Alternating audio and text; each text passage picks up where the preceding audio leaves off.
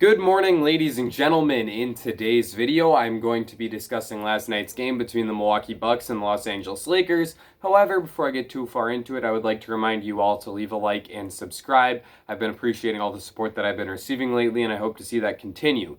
Now, without further ado, let's talk about the game.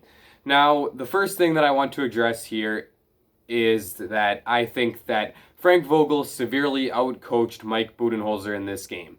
And that doesn't have too much to do with Frank Vogel being any sort of spectacular coach. In general, I think that Frank Vogel is something like the 6th or 8th best coach in the NBA, and that's largely because he doesn't really make too many mistakes. He just kind of goes out there, has a game plan, sticks with the game plan, and formulates a good one that helps his team to win. And he's not going to draw up elaborate plays or have crazy defensive schemes that are going to shut down the opposing team. But he gets the job done. And right now, Mike Budenholzer is simply not getting the job done for the Bucks. The rotation tonight was inexcusable. You have Giannis leaving the game with 7 minutes remaining. And I'm okay with that. Get him a few minutes break and have him come back in with 5 minutes left in the game where he's got fresh legs and is able to give it all for those last 5 minutes. Well, the thing is, you have to have a lineup that can contend with what the other team is putting out there if that's the strategy you're going to take. And playing a lineup of Drew Holiday, Dante DiVincenzo, Pat Connaughton, Chris Middleton, and Brook Lopez is not getting that done against the Los Angeles Lakers. You want to know why? Because the Lakers' front court is LeBron James, Anthony Davis, and Montrezl Harrell. So you're putting essentially, well, they wanted Brook Lopez on Anthony Davis, okay? So Lopez is on Davis. And so that leaves Chris Middleton or Pat Connaughton to guard Montrezl Harrell. That's not going to work. Pat Connaughton got his butt ran over 3 possessions in a row, and Mike Budenholzer did not call a timeout. He did not try to make a substitution. He just stuck with it, and we saw Harrell pound it inside. One time he got a dunk, one time he got a hook shot, and the other time he kicked it out to KCP. KCP couldn't hit the 3, about the only 3 KCP didn't hit all game. And nope, no adjustment from Budenholzer. Then, when he does make a substitution, he puts Giannis back in. Who does he put him in for? He puts him in for Brook Lopez. So Pat Connaughton is still out there. And now, Giannis is guarding Montrezl Harrell. But who's guarding Anthony Davis? Pat Connaughton. Mike Budenholzer blew this game for the Bucks. Now, he actually didn't, because that lineup ended up doing really well offensively, because having the smaller players with Giannis at the 5 ended up working, and they ended up cutting the lead down. And they almost bailed him out by winning the game. But because they lost, I still have a right to be mad about this. Pat Connaughton on Anthony Davis is inexcusable. How the heck is that happening? During the broadcast, Chris Webber was sitting there saying, the Bucks don't know what they're doing defensively. They keep having all these miscues, blah, blah, blah. No, that was not the player's fault. That was the coach's fault. Because this guy has Pat Connaughton playing the 4 where he's matched up against Anthony Davis. I can't believe Budenholzer did this.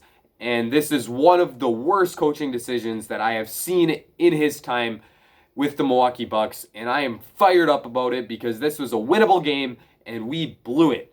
Now, the other thing that I'm angry about, and maybe this is just going to end up being a rant video, why do teams defend Giannis by just trying to take a charge every single possession? I would like to see them try to guard him with skill and protect the rim and block his shot. But no, they have to step in and try to take a charge, fall over every single possession, and it drives me crazy. It makes the Bucks borderline unwatchable in late game situations because you have players like Alex Caruso and the Morris brother, I don't care which one it is, and even LeBron just standing there and not even trying to play good defense. They're just trying to draw a foul on the opposing player. And how Giannis doesn't get more whistles in his favor doesn't make any sense to me. He fouled out of this game and finished with 9 turnovers, and I think I counted 5 offensive fouls on him, which is just such a bloated number. In the first half, there was one on Montrezl Harrell where his feet were moving. In the second half, there was a charge into Montrezl Harrell where his foot was on the restricted area. The refs blew so many calls because Giannis just cannot get a whistle for the life of him. Even in situations where there's no calls, this guy is getting hammered, and they're not putting him at the free throw line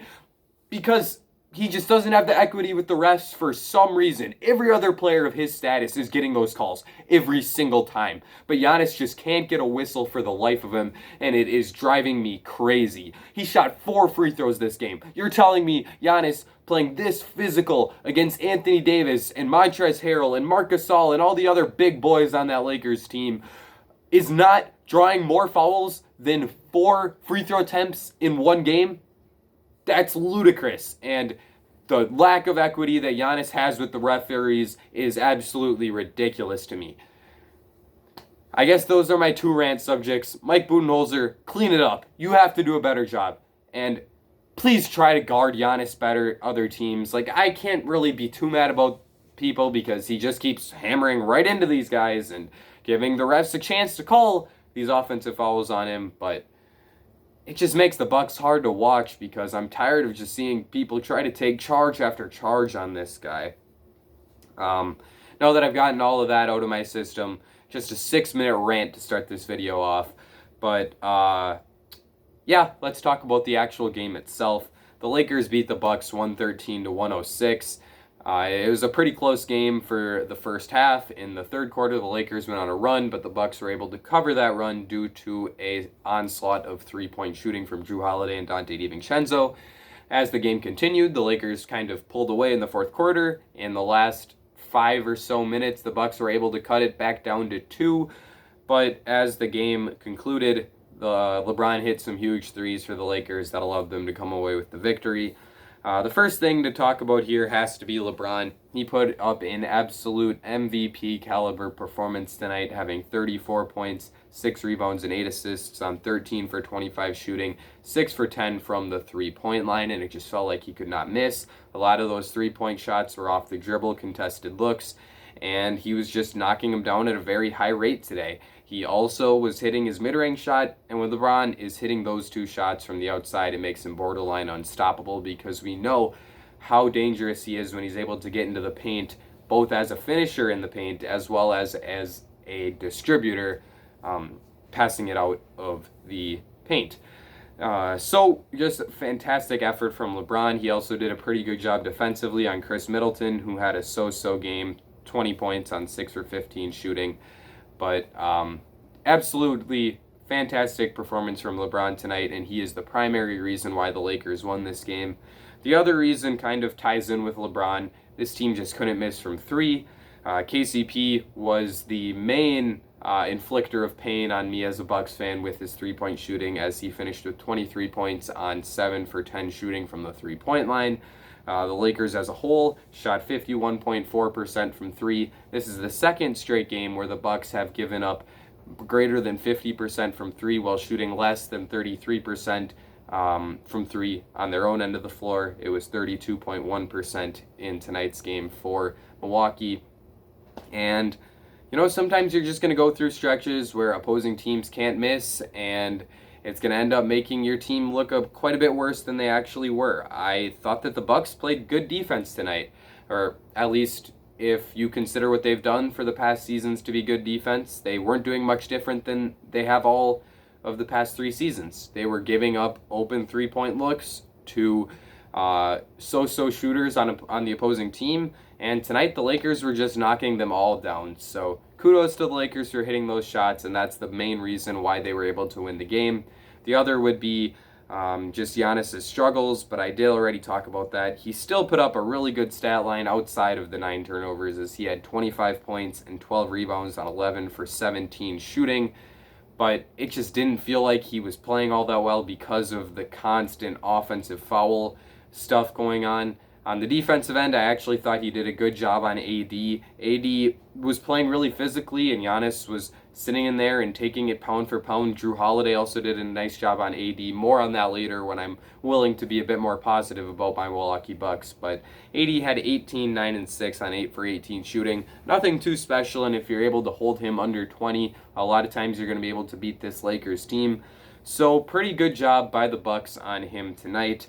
Montrezl Harrell did eat them up a little bit, putting up 12 points on 4 for 7 shooting, but it felt like every basket he made was key. He had 2 free throws in the fourth quarter, had that dunk I talked about earlier over Pat Connaughton, and hit another hook shot in the fourth. So a really nice performance from him down the stretch. He helped this Lakers team to get the victory. With the Bucks, Jrue Holiday was absolutely fantastic. This is probably the best game from him in a Bucks uniform so far. It's a shame they weren't able to take advantage of it and turn it into a victory, but he still was really good both on the offensive end of the floor and on the defensive end. On offense, he's just such a patient player. It's crazy that someone who just is kind of lacking the elite burst necessary to be a plus rim attacker in the NBA is able to be a plus rim protector in the way that Jrue Holiday is, but he's so shifty. He uses pace and hesitation moves in order to create space for himself, and he does a great job of getting to the rim, where he's also a very crafty finisher, is able to finish with both hands and use all sorts of Euro steps and other ways to finish in the lane to create space for himself to get off a good look. He also knocked down a couple step back threes tonight that has been clearly part of his bag so far this season. He looks really good shooting the three off the dribble. Off the catch is a little bit of a different story, as I don't know that he made a single catch and shoot three tonight, but that off the dribble shooting is a good sign for Jrue. Really, though, where he was most impactful tonight was on the defensive end. He was the only player on this Bucks team who could come anywhere close to slowing down LeBron tonight.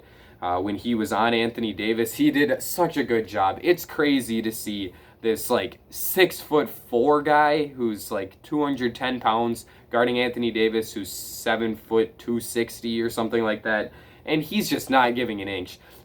AD is putting his back into him and just pushing him back, and Jrue is not moving, and it's so fun to watch. Jrue Holiday playing post defense might be one of my favorite things to watch in the NBA at this point. And he just did such a good job on both AD and LeBron. He was the best option the Bucks had on those two guys. Well, Giannis is probably a bit better on AD than Jrue was, but it's crazy how versatile he is defensively, and I'm probably going to harp on this every single video I make about the Bucks this season. If he doesn't make an all-defensive team, then shame on you, NBA.